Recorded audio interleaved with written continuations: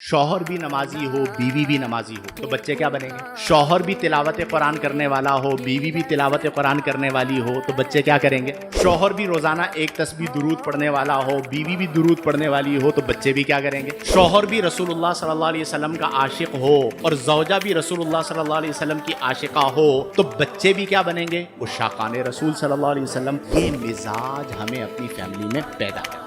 اللہ کریم نے قرآن کریم فرقان حمید میں ایک تو گھر کے بارے میں فرمایا کہ واللہ جعل لکم من بیوتکم سکنا، وہ اللہ ہے جس نے تمہارے لیے گھروں کو سکون اور راحت کی جگہ بنایا۔ دوسری چیز اللہ کریم نے خواتین کے لیے فرمایا وقرن فی بیوتکن، اپنے گھروں میں ٹھہری رہو، ولا تبرجن تبرج الجاہلیت الاولی، جاہلیت والی زینت کو اختیار نہ کرو۔ تو خواتین ایسی زینت اختیار نہ کریں جو فتنے کا سبب ہو، ایسی زینت اختیار نہ کریں جو غیر مردوں کے لیے ہو، ایسی زینت اختیار نہ کریں کہ جس کی وجہ سے معاشرے میں فساد آئے، اس کو ختم کریں۔ مردوں کے لیے فرمایا کہ الدنیا متاع، دنیا متاع ہے، سامان ہے، برتنے کی چیز ہے۔ خیر متاع الدنیا المرأۃ الصالحہ، دنیا کا جو بہترین متاع ہے المرأۃ الصالحہ، وہ نیک بیوی۔